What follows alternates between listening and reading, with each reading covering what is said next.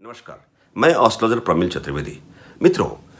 ज्योतिषी योग के सापेक्ष आपने सुना होगा काल सर्प योग, काल सर्प दोष, जिसकी निर्मिति जब राहु और केतु के मध्य भाव में, जहां आपको विदित है कि राहु और केतु हमेशा वक्री होते हैं। राहु और केतु परस्पर सप्तम भावगत, एक दूसरे से सप्तम भावगत पोजीशन में विराजमान होते हैं। अर्थात यदि लग्न में राहु है तो सप्तम भाव में केतु है, यदि दूसरे भाव में केतु है तो आपके लग्न कुंडली में अष्टम भाव में राहु विराजमान है। अर्थात जब राहु और केतु के उस मध्य भाव में एक तरफ जब पूरे 7 ग्रहों की जब भावगत स्थिति होती है, इसे ही काल सर्प दोष का नाम दिया गया है। मित्रों, जब लग्न में केतु विराजमान हो और सप्तम भाव में राहु विराजमान हो और इसके साथ बाकी जो 7 ग्रह की भावगत स्थिति यदि लग्न से छठे भाव में उन ग्रहों की स्थिति बनी हो, तो इसका सीधा सा तात्पर्य है कि आपके जीवन के पूर्वार्ध काल में समस्या आने की प्रबल संभावना है। वहीं जब सप्तम भाव से द्वादश भाव में, अर्थात जब राहु और केतु के उस मध्य भाव में सप्तम भाव से द्वादश भाव में अन्य ग्रह की भावगत स्थिति बनी रहती है, तो इस संदर्भ में आप सामान्य तरीके से उसका फलादेश निकाल सकते हैं कि आपके जीवन के उत्तरार्ध काल में समस्या आ सकती है। मित्रों, राहु और केतु हमेशा वक्री होते हैं। जब राहु और केतु के एक तरफ जब पूरे ग्रह समाहित हो जाते हैं, उसी को काल सर्प दोष का नाम दिया गया है। 12 प्रकार के काल सर्प दोष की निर्मिति लग्न से सप्तम भाव के मध्य हिस्से में जब अन्य ग्रह की स्थिति होती है, इसी प्रकार दूसरे और अष्टम भाव के राहु और केतु की भावगत स्थितिवश, अर्थात तीसरे और 9वें भाव से क्रमशः यह 12 प्रकार के काल सर्प दोष की निर्मिति होती है। मित्रों, जिस भाव से राहु और केतु विराजमान होते हैं, यदि लग्न में केतु है और सप्तम भाव में राहु विराजमान है, वहीं दूसरे भाव से छठे भाव में अन्य सभी ग्रह विराजमान हैं, किसी न किसी भावगत स्थिति में है, तो आपके व्यक्तित्व का बाधा आपके दाम्पत्य पक्ष को बाधित करने का योग देता है। मित्रों, यद्यपि काल सर्प दोष की जो रूपरेखा है, इसका एक सामान्य तरीके से इसका एक फाइनल निष्कर्ष, एक परिणाम के रूप में यह देखा गया है कि यदि आपके जन्म कुंडली में काल सर्प दोष की निर्मिति है, तो पारिवारिक बाधा, आपके पारिवारिक पृष्ठभूमि के तहत किसी न किसी व्यक्ति विशेष का आकस्मिक निधन का योग ऑलरेडी पहले से बना हुआ है। आपके जो विकास की जो संकल्पना है, उसमें बारंबार अवरोध की व्याप्ति का योग बनता हुआ पाया जाता है।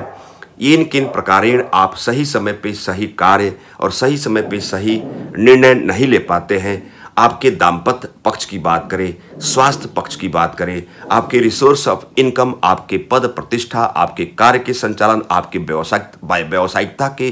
पक्ष को अवरोध उत्पन्न करता हुआ आपके जीवन में आपसे मशक्कत कराता है, आपको समस्या में लाता है। मित्रों, काल सर्प दोष अर्थात जब राहु और केतु परस्पर जो सप्तम भावगत पोजीशन में रहते हैं, जब काल सर्प दोष की निर्मिति होती है, तो जिस भाव से राहु और केतु की जो विराजमान व्यवस्था होती है, प्रथमतः उस भाव का एक विनाशक योग के रूप में परिलक्षित करने लगता है। सपोज दैट, फॉर एग्जाम्पल, मैं आपको बताने का प्रयास करता हूँ। सपोज दैट आपको मैंने बताया कि लग्न में केतु विराजमान हो, सप्तम भाव में राहु विराजमान हो, इस प्रथम भाव से सप्तम भाव के इस मध्य भाव में, अर्थात दूसरे से लेकर छठे भाव तक के अंतराल में, इस भाव में अन्य ग्रह की जो भावगत स्थिति होती है, तो आपके जीवन के पूर्वार्ध काल को विनष्ट करने का योग देता है। सपोज दैट आपका केतु 3rd हाउस में है और वही राहु आपके भाग्य भाव में विराजमान है। इस केतु और राहु से वशीभूत यदि पूरे प्लैनेट विराजमान है, तो प्रथमतः आपके पराक्रम भाव, आपके अनुज भाव और वहीं भाग्य भाव, अर्थात क्रमशः इसकी जो इंटेंसिटी, प्रभावित करने का जो इंटेंसिटी होती है, वह क्रमशः घटते क्रम में होती है। अर्थात पहले भाव जहां केतु विराजमान है और 9th हाउस में राहु विराजमान है, अर्थात इन केतु और राहु के मध्य भाव में अन्य ग्रह विराजमान है। अर्थात तात्पर्य है कि प्रथमतः आपको पीड़ित करने का, सर्वाधिक पीड़ित करने का योग 3rd हाउस से पीड़ा का जो लक्षण होगा, उसकी एप्लीकेशन मोड घटते क्रम में चौथे भाव, पंचम भाव अर्थात जहां थर्ड हाउस को पीड़ित करेगा, अर्थात छोटे भाई बहनों की व्यवस्था को धूमिल करेगा, आपके पराक्रम की व्यवस्था को धूमिल करेगा, वहीं आपके मात्र और सुख भाव को विनष्ट करने का सेकेंडरी में प्रयोग में लाएगा, वहीं आपकी मानसिकता शिक्षा भाव की व्याकुलता की भाव को बढ़ाएगा, वहीं संतान पक्ष को उद्वेलित करेगा। अर्थात क्रमशः घटते क्रम में 9th हाउस तक इसका रिजल्ट की प्राप्ति होती है। वहीं मित्रों, जीवन के उत्तरार्ध काल में काल सर्प दोष की निर्मिति है, अर्थात जब सप्तम भाव से 12th हाउस में पूरे प्लैनेट विराजमान है, अर्थात ऐसा काल सर्प दोष जब उसकी निर्मिति होती है तो जीवन के उत्तरार्ध काल में ऐसी समस्या आती हुई दिखाई पड़ती है। मित्रों, राहु केतु या केतु राहु से अधीन होते हुए जब बाकी प्लैनेट होते हैं तो काल सर्प दोष का निर्माण होता है, जो एस्ट्रोलॉजिकल बैकग्राउंड में एक पितर दोष के रूप में भी इसे चिन्हित किया गया है। अर्थात पारिवारिक बाधा का समुच्चय योग ऐसी कुंडली में, ऐसी जन्म कुंडली में यदि काल सर्प दोष की निर्मिति है तो उसके जीवन में पाया जाता है। मित्रों, कभी कभी काल सर्प दोष में बढ़ोतरी भी होती है, अर्थात काल सर्प दोष की निर्मिति हो, इसके अलावा कुछ और भी योग बनते हुए पाए जाते हो, जैसे गुरु चांडाल योग, राहु गुरु या केतु गुरु की युति उस जन्म कुंडली में बनी हो तो उस काल सर्प दोष की जो इंटेंसिटी होती है उसमें और बढ़ोतरी होने लगती है। यद्यपि सूर्य को आत्मा माना गया है, जब सूर्य राहु की युति हो, सूर्य केतु की युति हो, अर्थात जो काल सर्प दोष का निर्माण होता है, यद्यपि राहु केतु से वशीभूत जब पूरे प्लैनेट होते हैं उसका निर्माण होता है, फिर भी इसकी इंटेंसिटी में और बढ़ोतरी तब होती है गुरु चांडाल योग का निर्माण हो जाए, अर्थात गुरु राहु गुरु केतु की युति हो, सूर्य ग्रहण योग का निर्माण हो जाए, सूर्य केतु और सूर्य राहु की युति हो, केंद्रुम योग का निर्माण हो जाए, अर्थात जिस भाव में चंद्रमा, चूंकि चंद्रमा को मन का कारक माना गया है, जिस भाव में चंद्रमा विराजमान हो, चंद्रमा से दूसरे और 12वें भाव में कोई ग्रह ना हो अथवा पापत प्लैनेट हो, नैसर्गिक पापी ग्रह की स्थिति बनी हो तो चंद्र पाप कर्तृ योग का निर्माण होता है। मित्रों, इसके अलावा और उसकी इंटेंसिटी को बढ़ाने वाले यदि राहु और शुक्र की युति कहीं आपके जन्म कुंडली में काल सर्प दोष की विद्यमानता के साथ राहु और शुक्र की युति हो जाए तो उसकी इंटेंसिटी में बढ़ोतरी होती है। वहीं अंगारक योग, राहु और मंगल की युति हो जाए या मंगल केतु की युति हो जाए तो उसकी इंटेंसिटी को बढ़ाता है। इसी प्रकार जड़त्व योग के रूप में माना गया है, जब राहु और बुध की जब युति बनती है तो मतिभ्रम का योग, आपकी विवेक क्षमता भ्रष्ट हो जाती है, आप मानसिकता का सुंदर प्रयोग नहीं कर पाते हैं, सही समय पे सही कार्य का आरोपण को सिद्ध नहीं कर पाते हैं और आपके जीवन पीड़ाकारी मोड में आने लगती है। अर्थात नंदी योग के रूप में माना गया है जब राहु और शनि की युति साथ साथ हो। मित्रों, काल सर्प दोष को कभी कभी इसका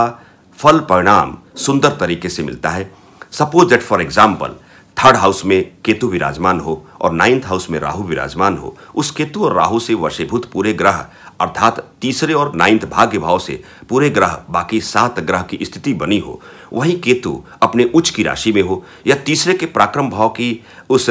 राशि में राहु या केतु उच्च का हो, तो ऐसा व्यक्ति कुशल राजनीतिक व्यवस्था में पदार्पण कर सकता है। एक राजयोग की भांति उसको राजनीति में अच्छी सफलता मिल सकती है। सपोज दैट फॉर एग्जाम्पल 4थे भाव अर्थात माता भाव सुख का भाव है, 4थे भाव में राहु या केतु विराजमान हो और 10th भाव में, ठीक अगर 4थे भाव में राहु है तो 10th भाव में केतु है और वहां राहु, यद्यपि राहु केंद्र में विराजमान है, केतु भी 10th केंद्र भाव में है, परंतु अच्छी राशि में हो, उच्च की राशि में हो, चतुर्थेश अर्थात जो 4थे भाव का अधिपति प्लैनेट है उसकी भावगत स्थिति अच्छी हो, यद्यपि माता को खंडित करेगा, मात्र स्वास्थ्य बाधा का योग बनाएगा, परंतु मात्र हनन के पश्चात एक विशेष प्रकार का राजयोग दे सकता है।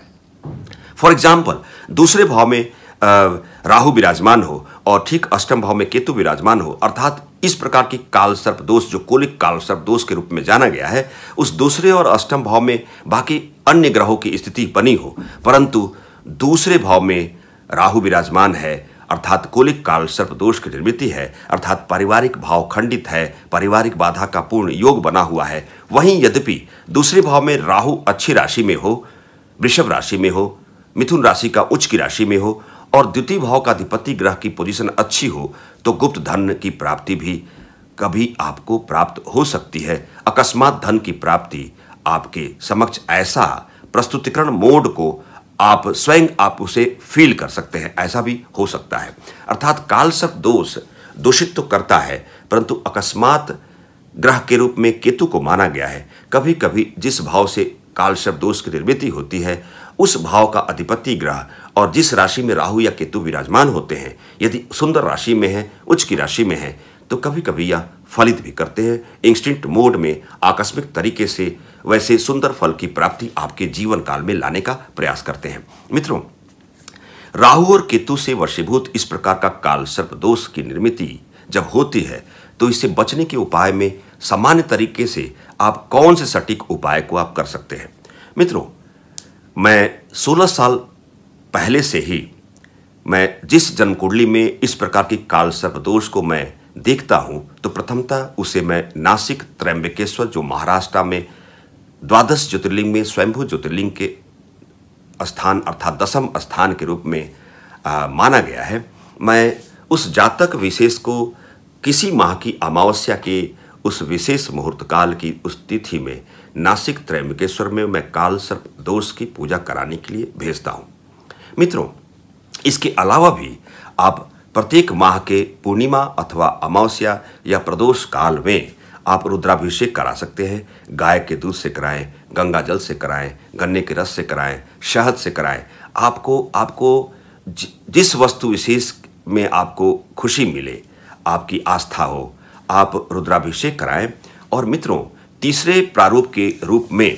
आप अपने शरीर के वजन के बराबर अर्थात अपने शरीर के भार के सम मात्रा में हरी घास द्वारा तुलादान कराएं। और यह अगर तुलादान आप कृष्ण पंचमी में कराते हैं तो आप 7 आवृत्ति आप किसी महीने के कृष्ण पंचमी के विशेष तिथि को अपने शरीर के भार के सम मात्रा में हरी घास द्वारा तुलादान कराएं और उसे आप गौ को खिलाएं। ये 7 बार आप दान करें। चौथी आवृत्ति में उपचार के प्रोसेस में बहुत सुंदर प्रक्रिया है। आप स्वर्ण का एक सर्पनुमा अंगूठी बनवाएं, सोने का बनवाएं, चांदी का बनवाएं, ताम्र और लौह पदार्थ का, लोहे का बनवाएं। और आप किसी भी माह के प्रदोष के विशेष तिथि में उस अंगूठी की सुंदर पूजा और प्राण प्रतिष्ठा करावें। स्वयं भी कर सकते हैं। प्राण प्रतिष्ठा कराने के पश्चात उसी प्रदोष की तिथि को अपने दाहिने अनामिका में स्वर्ण की सर्पनुमा अंगूठी को धारण कर लें। वहीं जो रजत अर्थात जो चांदी की जो सर्पनुमा अंगूठी है, उसी प्रदोष की विशेष मुहूर्त तिथि काल में आप भगवान शिव के मंदिर में उसे अर्पित करें। और 2 अंगूठी आपकी और बचेगी, लोहे की अंगूठी और ताम्र की अंगूठी। उसी प्रदोष की तिथि में आप पान के पत्ते में उन दोनों अंगूठी को स्थापित करते हुए बहते हुए जल रूपी किसी नदी में, गंगा जी में, यमुना जी में आप प्रवाहित कर दें। मित्रों, काल सर्प दोष यदि आपके जन्म कुंडली में है तो आप भयभीत रहते हैं। अकस्मात भय की व्याप्ति का योग पालते हुए आप लाइफ में आगे बढ़ते हैं। अकस्मात ऐसी समस्या जिस समस्या का आप समाधान नहीं कर पाते